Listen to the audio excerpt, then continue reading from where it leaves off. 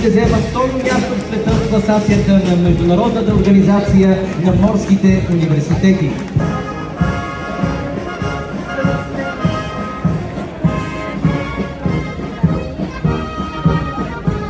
Четвърта езикова гимназия Фредерик Жолио Кюри, създадена преди 66 години.